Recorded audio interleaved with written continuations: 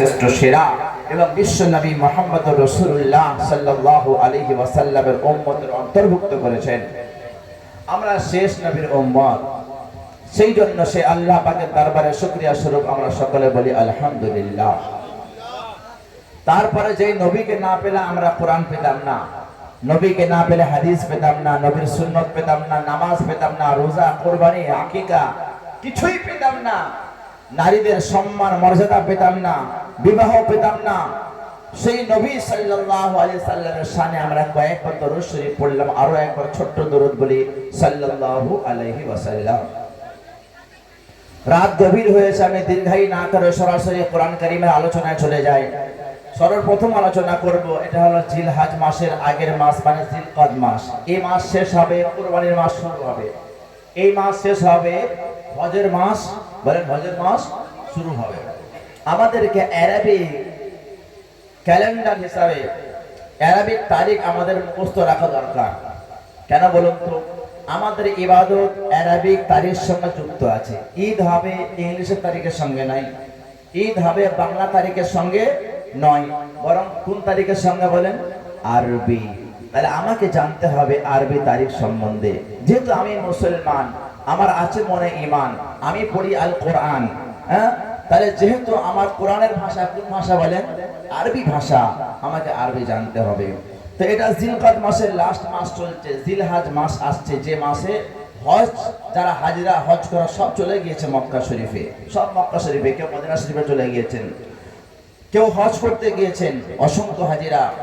আর যারা আমরা বিভিন্ন সারা বিশ্বের মধ্যে রয়েছি, আমাদের প্রতি কোরবানি যাদের প্রতি ওয়াজিব, তারা কোরবানি দেবেন, তাই না?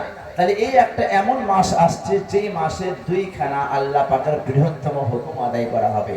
তো আমি ওই জিলহজ মাসের বিশেষ কিছু আমল এবং কোরবানির বিশেষ কিছু জরুরি মাসলা মাসাইল এবং কোরআন থেকে আমাদের যুব সমাজ এবং বাচ্চাদের কিভাবে আমরা প্রজন্মে আগে গড়বো, তার বিষয়ে কিছু কোরআন হাদিস থেকে বলে ইনশাআল্লাহ দোয়া করে দেব, শেষ বিদায় নেব।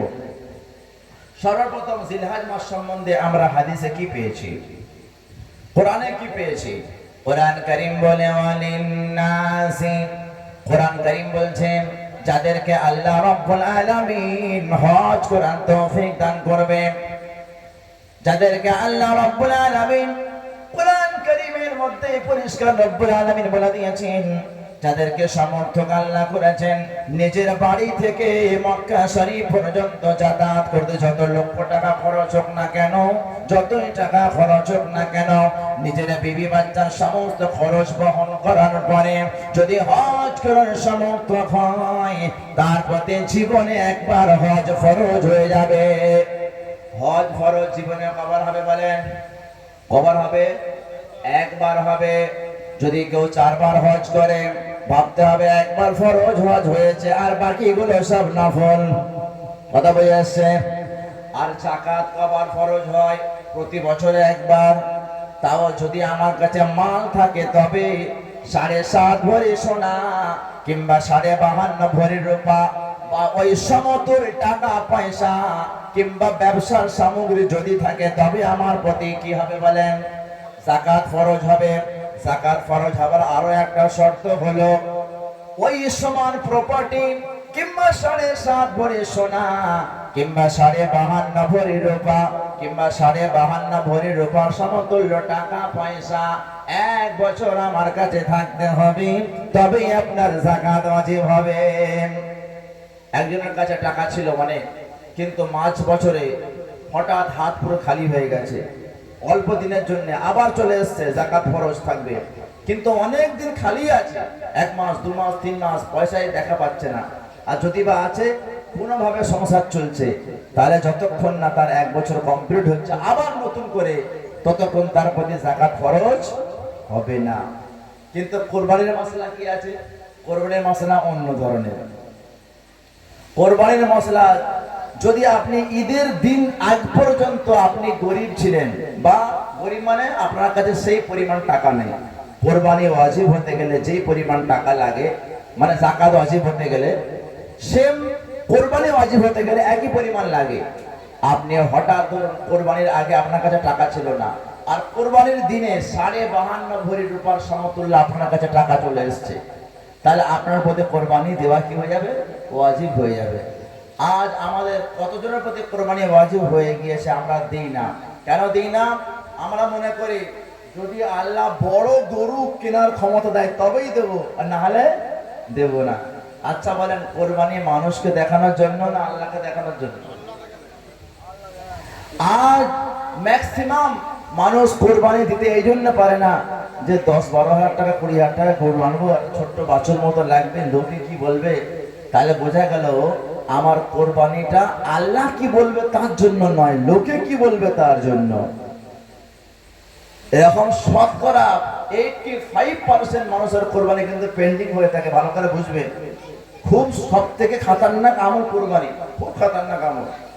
এতে নিয়ত ঠিক করা বড় মুশকিল ব্যাপার, বড় মুশকিল ব্যাপার। যে বড় গরু কিনেছে তারও নিয়ত চলমল করছে, সে নিয়ত করেছে বড় গরু কিনে আনছে, সে ভাবছে আজকে একটা পাড়ায় গরু ঢোকাচ্ছি বটে, কেউ পাত্তা পাবে না, গরুর সাইজ কি।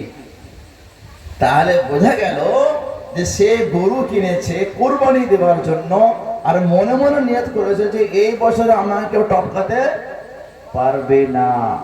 আল্লাহ তাআলা বলছে লা ইয়ানালাল্লাহা লুহুমুহা ওয়ালা দিমাউহা ওয়ালাকিন ইয়ানালুহু তাকওয়া মিনকুম। আল্লাহ বলে বান্দারে, যখন তোমরা কোরবানি দাও, ওই কোরবানির গোশত, ওই কোরবানির রক্ত আল্লাহর দরবারে পৌঁছায় না। পৌঁছায় নাকি? যখন জবাই করলা রক্ত মাটিতে মিশে গেল, আর ওই গোশতগুলো 3 ভাগ করলাম, 1 ভাগ গরিবদের জন্য, 1 ভাগ আত্মীয় স্বজনদের জন্য, পড়োশীর জন্য, আর 1 ভাগ নিজের পরিবারের জন্য। তাহলে যত কোরবানি দিলাম আল্লাহর নামে, কিন্তু গোশত খেলাম কে? গোশত খেলাম আমরাই খেয়ে নিলাম, আমি খেলাম, আমার পরিবার খেয়ে নিল, পড়োশী খেয়ে নিল, গরিব মিসকিন খেয়ে নিল। আল্লাহ দরবারে গোশত গেল না। আল্লাহ পাক বলে তোমার টাকায় তুমি কোরবানি দেবে, তোমার টাকায় তুমি কোরবানি দেবে, ওই মাংস তুমি খাবে, আমার দরবারে আসবে না। শুধু আমার দরবারে যেটা আসবে সেটা হলো তোমাদের মনের নিয়াত। তোমাদের মনের কি বলে? নিয়াত। শুধু কোরবানি বলে নয়, যে কোনো আমল যদি লোক দেখানোর জন্য করে ফেলি, আল্লাহ পাক কিয়ামতে বলবে যার জন্য করেছিস তার থেকে জান্নাত নিয়ে যাবে। হ্যাঁ, তুমি কোরবানি দিয়েছিল, বড় গরু এনেছিল, যে এই পাড়ার সবাই তোমাকে সেট জি বলবে। কি বলতে বলো? সেট জি। হ্যাঁ, আরে সেট কি গরু এনেছেন আপনি, বাহ বাহ क्या बात है। বলে যারা বাহ বাহ क्या बात है বলেছে, জান্নাতটা তার কাছ থেকে বুঝে নাও। কথা বুঝে আসছে? আমাদের সমাজে সব থেকে নিয়তের গড়বড়ি হয়ে যায় কোরবানির সময়। এই জন্যে যারা কোরবানি দিচ্ছি বা দিতে পারি না, আগামীতে নিয়ত করি যদি আল্লাহ আমাকে একটা খাসির তৌফিক দেয়, খাসি দেবো। খাসি একটুখানি দেখবেন, যত ছোট জন্তু পশু হবে তত নিয়ত ঠিক থাকবে। এখনকার যা বাজার চলছে, এখনকার যা বাজার, যত ছোট পশু হবে ভাববে যে না, এটা তো আমি আল্লাহর জন্য দিচ্ছি, মানুষের জন্য নয় তো। তাহলে যদি সবাই যদি এটা ভাবে,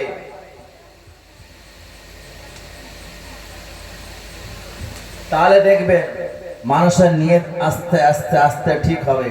তাহলে এই কোরবানির সময় কম্পিটিশন হবে না, ও এনেছে 12,000 আমি আনবো 25,000, ও এনেছে 30,000 আমি আনবো 35,000। তাহলে এখানে নিলাম চলছে নাকি দুনিয়াতে কোরবানি? হ্যাঁ, আমি যদি কোরবানি একটা ছোট্ট মতো খাসি দিই, আর যদি আল্লাহর জন্য দিই, আমার রাসূল সাল্লাল্লাহু আলাইহি সাল্লাম বলছেন ওই খাসির শরীরে যত পশম আছে, যত লোম আছে, ওই লোম পরিমাণ আল্লাহ তাআলা কাল কিয়ামতে আপনাকে নেকি দিয়ে ভরিয়ে দেবে। বলেন সুবহানাল্লাহ। আর যদি আমি একটা বড় দুম্বা দিই আর বিশাল উট দিয়ে দিই, আর যদি গর্ব করে যেটা আমি মানুষকে দেখানোর জন্য করছি, মানুষ বলবে হ্যাঁ একটা কোরবানি দিয়েছে বটে। আল্লাহ পাক বলছে কাল কিয়ামতের ময়দানে তুমি আমার কাছে একটা খেজুরের দানা পর্যন্ত তুমি নেকি পাবে না। বলুন নাউজুবিল্লাহ। তাহলে আমার লাভ কি? আমার টাকাকে টাকা গেল, আমার পরিশ্রম গেল, আমি কোরবানি দিলাম, কিছুই পেলাম না, তাহলে লাভ কিসের? তা বেকার হয়ে গেল না? তাহলে আগে আমাকে নিয়ত ঠিক করতে হবে যে আমি যে কোনো ইবাদত, বিশেষ করে কোরবানিতে নিয়ত টলমল হয়ে যায়, আমি কোরবানি দেওয়ার সময় নিয়ত করে নেব আমি একমাত্র আল্লাহর সন্তুষ্টির জন্য করছি। মানুষ যাই বলুক, মানুষ বলবে, কিছু মানুষ বলার নিয়ম আছে। বন্ধু বন্ধুকে বলবে, কি রে এই বছর ছোট্ট মতো দিলি? আল্লাহ যা দেওয়াচ্ছে দিচ্ছে। আল্লাহ আপনি খাসি দেবেন, কারোর সঙ্গে ভাগে দিতে পারছেন না, খাসি দেবেন, তাই দেন, আল্লাহ পাক কবুল করবে। তো এটা হলো কোরবানির বিষয়। কোরবানির অনেকগুলো বিষয় আছে। কোরবানি যে পশুটা দেবেন প্রকাশ্য কানা না হয়, খোঁড়া না হয়, দুর্বল না হয়, এইগুলো জানতে হবে। আর জিলহজ মাসের বিশেষ কিছু আমল সম্বন্ধে একটু বলি। আল্লাহ নবী সাল্লাল্লাহু আলাইহি সাল্লাম যখন জিলহজ মাস পড়তেন কি করতেন? তো তিনি তিনটা আমল করতেন। কটা আমল বলেন? আমরা করব, আমরা করবো ইনশাআল্লাহ। আমার মায়েরা বোনেরা করবে, মায়েরাও শুনছে, বোনেরাও শুনছে, তো সবাই আমলটা করব। আমলটা কি? হাদিসের মধ্যে বর্ণনা পাওয়া যায়, যখন জিলহজ মাস মানে কুরবানির মাস শুরু হয়ে যায়, হজের মাস শুরু হয়ে যায়, আল্লাহর নবী সাল্লাল্লাহু আলাইহি ওয়াসাল্লাম জিলহজ মাসের প্রথম তারিখ থেকে 1 তারিখ থেকে শুরু করে 9 তারিখ পর্যন্ত, 9 মানে আরাফার দিন। কিসের দিন বলেন? আরাফা বোঝেন? আরাফার দিন হলো যেদিনে হাজিরা হজ করতে গিয়ে আরাফার একটা ময়দান আছে, যেই ময়দানে হযরতে আদম নবী এবং হাওয়া যখন জান্নাত থেকে বেরিয়ে গিয়েছিল, কারণের পিছনে একটা গল্প ছিল, সেটা আপনাদের জানা আছে। হযরতে আদম এবং হাওয়া জান্নাতের মধ্যে ছিল। আল্লাহ পাক বললেন, ওয়ালা তাকরাবা হাযিহিশ শাজারাতা ফাতাকুনা মিনাজ যালিমিন। ওগো আদম নবী, ওগো হাওয়া, এই যে গাছটা রয়েছে, এই গাছের ফলটা খাবে না। যদি খেয়ে ফেলো তাহলে তুমি জান্নাত থেকে বেরিয়ে যাবে। তাহলে এটা হলো আল্লাহর বিধান।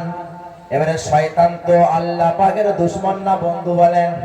আল্লাহর দুশমন, মানুষেরও দুশমন, নবীদেরও দুশমন। শয়তানের এমন প্রমাণ আছে, শয়তান জান্নাতের মধ্যে ঢুকে পড়েছে। হযরতে আদমকে বলে, আদম রে,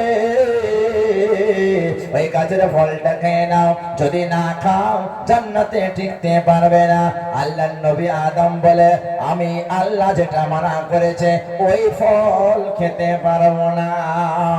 তখন শয়তান করলো, শয়তান মনে করলো আদমকে ধোঁকা দেওয়া যাবে না, আদমকে বোকা বানানো যাবে না, আদমকে গুনায় ফেলা যাবে না। এক কাজ করি, মেয়েদের মন বড় নরম হয়। কি হয়? আজও নরম। ওই জন্য মেয়েরা অল্প কথায় মজে যায়, ওই জন্য মুজতে নেই। মেয়েদের মন বড় নরম হয়। তখন শয়তান মনে করলো, আদমকে যখন পাল্টাতে পারলাম না, আদমের বিবি হাওয়ার কাছে যায়। আদমের বিবি হাওয়া বসে আছে। শয়তান কি করলো?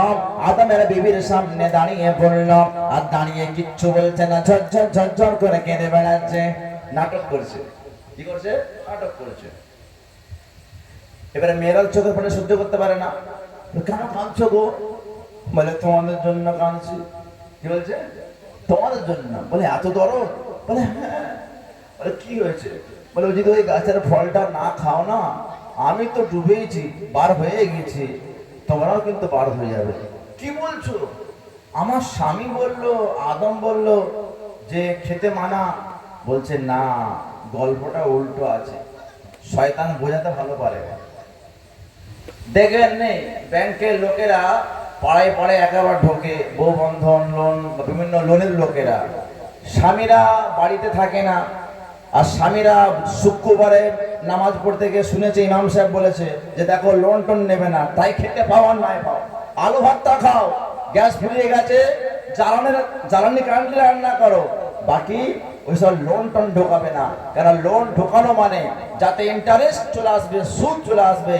যদিও লক্ষ টাকার লোন নেন না কেন, দেখবেন রাত্রে আরামে ঘুমাচ্ছে না, নানান রোগ শরীরে ঢুকবে, টেনশন আসবে, আস্তে আস্তে আস্তে বরকত শেষ হয়ে যাবে।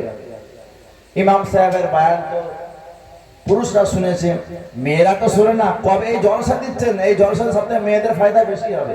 কেন?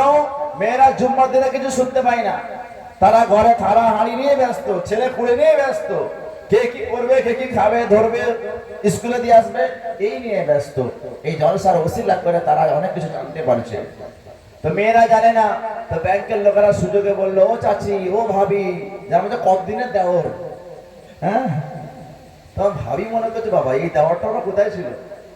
হ্যাঁ, স্যুট বুট পরে একদম স্ট্যান্ডার্ড ভাবে, স্ট্যান্ডার্ড গাড়ি নিয়ে বলছে, যা একটা নতুন দেওয়ার যখন এসছে, বলে কি হয়েছে বলো? বলো ওটা শরবত করে দিই একটু। হ্যাঁ, শরবত করে দিল। শরবত খেয়ে তার তো বুক আরো 5 হয়ে গেল। এবারে বললো, আচ্ছা ভাবি, এখন চালের দাম কত? বলে 38 টাকা কেজি। বেগুন উঠছে, বলে 60, 70, 80 নিচে তো কোনো গল্পই নেই।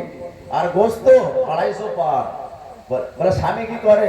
বলে ওই তো ওই কাজ করে একটা ফ্যাক্টরিতে। ক টাকা পায়? 12,000। 12,000 সংসার চলে?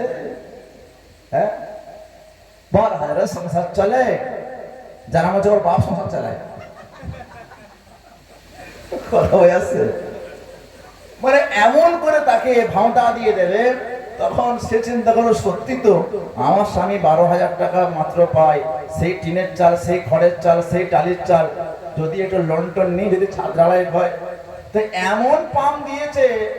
এবারে সে বুঝে গেছে যে না, লোন নিতে হবে। স্বামী ঘরে এসছে, হাওয়া টাওয়া ভালো করে করছে। স্বামী ভাবতে কি ব্যাপারে, আজকে তো খাতির কেন করছে? অন্যদিনে ঘাম চোখকে গড়িয়ে যায়, গামছাতে মুছে দেয় না, আজকে আবার গামছাতে মুছে দিয়ে ভালো করে আবার হাওয়া করছে।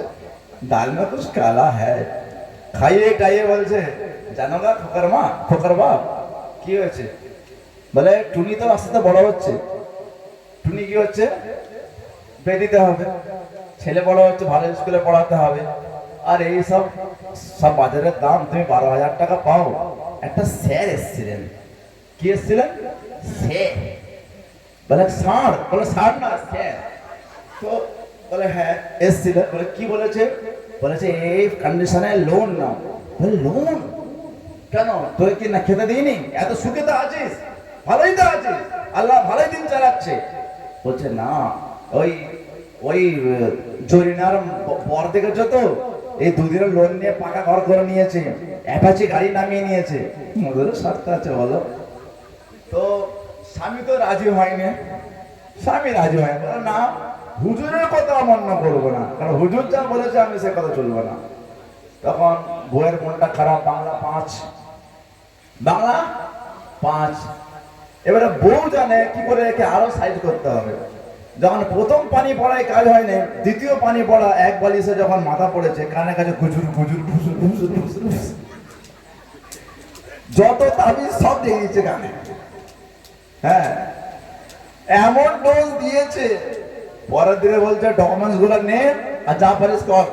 হ্যাঁ, মাস হয়ে গেল। সে চাইনি যে আমি লোন নেব, যে আমি খেতে পাই না পাই আমি লোন নেব না, পটল ভর্তা দিয়ে ভাত খাবো তবুও লোন নেব না, টালির চালে পানি পড়ুক ওতেও শান্তি আছে, লোন নেব না। কিন্তু এমন পানি পড়া বউ দিয়ে দিল, পীর সাহেবেরও পানির বড় উপরে, সে রাজি হয়ে গেল। ঠিক জান্নাতের কারবারটা এরকম। আদমের মতো ব্যক্তি, ভালো করে বোঝেন, মেয়েদের কারিশমা বোঝেন, এটা মেয়েদের কারিশমা। হ্যাঁ, আদমের মতো ব্যক্তি, জামানার নবী, জান্নাতে আছে, পৃথিবীর সর্বপ্রথম মানুষ। সেই মানুষকে একটা মেয়ে পুরো সাইজ করে দিল, তার নাম হচ্ছে হাওয়া। কি নাম বলেন? শয়তান কিন্তু সাইজ করতে পারে না। শয়তান গেট আউট, সর এখান থেকে। এবারে যখন আদম আর হাওয়া এক জায়গায় আছে, তখন বলছে, ও গো আদম, ওই ফলটা খাও না গো, খাও, খাও না গো, অনেকদিন থাকবে। আল্লাহ মানা করেছে। আবার ঘুরে ফিরে, একবার খাও না গো, একবার খাও না। এত খাও না খাও না খাও না করছে, জানেন না খেলে এমন ছাড়বে না। চলো এক কাজ করা হোক, খাওয়াই হোক। যখন বলছো, এ দেখেন আল্লাহর নির্দেশ কি? আল্লাহর নির্দেশ কি? আল্লাহর হুকুম খাবে না। আর শয়তান কি পানি পড়া দিয়ে গেছে? খেয়ে নাও। বলুন খেলে পরিণাম কি হবে? জান্নাতে থাকবে না জান্নাত থেকে বেরিয়ে যাবে? বেরিয়ে যাবে। কিন্তু আল্লাহ পাকের কথা তো অমান্য হবে না। পৃথিবীর সব, ওই জন্য বলে কোরআন যা বলে সত্য, কোরআন যা প্রমাণ করে সব সত্য। কোরআন বলে দিয়েছে ওয়ালা তাকরাবা হাদিস শাজারা, এই গাছে যাবে না তো যাবে না। কিন্তু বইয়ের কথা বিবি জান ছাড়তে পারলো না, যে এবারে দুজনে গাছের সামনে এসছে, দুজনকে ভয় লাগছে যে কি করব, খাবো, শয়তান পানি পড়া দিয়েছে। আদমকে বলছে ও বিবি তুমি খাও, বিবি বলছে তুমি খাও, তো তুমি খাও তুমি খাও তুমি খাও, এই হচ্ছে খালি। তখন মেয়েদের একটু বেশি কি হয়, উৎসাহিত হয়ে যায়, জজবা হয়ে যায়, আমি খাবো, হ্যাঁ হয় না? বাপের বাড়ি ঝগড়া হয়েছে, চলো তো একটু ঘর চলো, আর 12টা বাজে গো, ভোর 3টের সময় গাড়ি ধরবো, চলো এখন চলো, হ্যাঁ জেজি হয়ে যায়। তো আদম বিবি বলছে আর তুমি খাবে না, তাহলে আমি খাচ্ছি। তা হযরতে আদমের বিবি দুটো ফল খেয়ে নিয়েছিল। কটা ফল? দুটো ফল। একটা ফল দিয়ে বার হয়েছে পানি, আর একটা ফল দিয়ে বার হয়েছে রক্ত। কেন বার হয়েছে সেটা ব্যাখ্যা আমি পরে করবো, যদি সময় থাকে না পরে। হযরতে আদম খেয়েছে একটা, তাহলে আদম খেয়েছে একটা, ইনি খেয়েছেন দুটো, মানে আদম যা খেয়েছে তার ডবল খেয়েছে কে? তার স্ত্রী। ওই জন্য দুনিয়াতে ওয়ারিসান সূত্র তার উল্টো আল্লাহ করে দিয়েছে, যে বাপের সম্পত্তিতে ছেলে যা পাবে তার অর্ধেক কি পাবে? মেয়ে পাবে। কেন? যেহেতু মেয়ে ডবল খেয়েছে জান্নাত থেকে। কথা বুঝেছে? হাওয়া ডবল ফল ভোগ করে এসে দুনিয়াতে এসেছে। আর যেহেতু পৃথিবীর সমস্ত মেয়েরা হাওয়ারই কি তারই খানদানের, যেই হোক তারই খানদানের। তো এই জন্য আল্লাহ পাক সিস্টেম চেঞ্জ করে দিয়েছে, যে দুনিয়ার মধ্যে ছেলেদের অংশ যা হবে তার অর্ধেক কি হবে? মেয়েদের ইচ্ছা হবে। এবারে যখন খেয়ে নিল, আপনারা বলেন আর জান্নাতে থাকবে? যখন দুজনে ফলটি খেয়ে নিল, আল্লাহ তাআলা কি করলেন? জান্নাতের কাপড় শরীর থেকে সরিয়ে দিলেন। শরীর থেকে সরিয়ে দেওয়ার পরে আল্লাহ তাআলা দুনিয়ার জমিনে হযরতে আদমকে নামিয়ে দিলেন। এক প্রান্তে আদম আর দ্বিতীয় প্রান্তে হাওয়া। এবারে বলুন কি অবস্থা হবে? দুনিয়া তখন ফাঁকা, দুনিয়ায় মানুষ নাই, একদিকে আদম আর একদিকে হাওয়া। যদি একসঙ্গে নামাতো তাও একটা মনে সাহস হতো, যাক জান্নাতের নাই তো কি হয়েছে, দুনিয়াতেই রয়েছে, কিন্তু একসঙ্গে তো রয়েছে, কিছু তো শান্তি পাওয়া যেত। কিন্তু একসঙ্গে নয়, আল্লাহ পাকের পরীক্ষা। যাকে আল্লাহ ভালোবাসে তাকে বেশি পরীক্ষায় ফেলে। তবে এই ভুলটা কেন? এই ভুলটা অ্যাকচুয়ালি কিন্তু আল্লাহর তরফ থেকেই হয়েছে। নাহলে শয়তানের কথা আবার নবী মানতে পারে? জাতথুরিতেও, বিবির থ্রুতে জাতথুরিতেও নবী মানতে পারে না। এটা একটা আল্লাহ সিস্টেম করা ছিল, যে এই ভুলটা করাবো এই জন্য যাতে করে কোনো মানুষ গর্ব না করতে পারে যে আমার ভুল হতেই পারে না, আমার ভুল হয় নাকি? না, ভুল হবে। আমরা সব আদমের সন্তান, নবী রাসূল ছাড়া ভুল হয় না। তার মানে কি? যদি নবী রাসূলদের ভুল হয়েও যায়, সেই ভুলটা ভুল ধরা হবে না, সেই ভুলটা ধরার ক্ষমতা আমার আপনার নাই। এবারে যখন হাওয়া বিবি একদিকে, স্বামী অন্যদিকে, বলেন এবারে কেমন অবস্থা হবে? দুজনে ক্রন্দন করে যায়। এবারে আল্লাহর কাছে গুনাহ মাফির একটা দোয়া করে। সেই দোয়াটা কোরআন কারীমে আল্লাহ উল্লেখ করেছেন। কি দোয়া? আমরা সবাই প্রায় শুনি, রব্বানা যালামনা আনফুসানা ওয়া ইল্লাম তাগফির লানা ওয়া তারহামনা লানাকুনান্না মিনাল খাসিরিন। আয় আল্লাহ, আমরা নফসের প্রতি জুলুম করেছি, মাওলা গো, ওয়াতারহামনা, রব্বানা যালামনা আনফুসানা ওয়া ইল্লাম তাগফির লানা, মাওলা তুমি যদি আমাদেরকে ক্ষমা না করো, দয়া না করো, লানাকুনান্না মিনাল খাসিরিন, আমরা স্বামী স্ত্রী আদম হাওয়া ধ্বংস বরবাদ হয়ে যাব। আল্লাহ ক্ষমা করো। এই একটা গুনাহ কটা করেছে বলেন? কটা গুনাহ করেছে? একটা গুনাহ। একটা গুনাহ করে 40 বছর তওবা করেছে। কত বছর? আর আমাদের 40 বছর গুনাহ করে তওবা করা সুযোগ? কথা বোঝা যাচ্ছে না? একটা গুনাহ করে এত বছর তওবা, আর আমাদের দিনে 40টা গোনা হয়ে যাচ্ছে, হয় না? আবার হয় না? ছোট গোনা, বড় গোনা, চোখের গোনা, মনের গোনা, হাতের গোনা, দিমাগের গোনা, মিথ্যার গোনা, গীবতের গোনা। গীবত তো ফ্রি সার্ভিস, জিওর মতো আনলিমিটেড। কি বলে? গীবত আর জিও সিম একই সমান সমান। বিশেষ করে চায়ের দোকানে আবার হাই স্পিড থাকে, পুরো 5G গীবত থাকে। কি থাকে বলেন?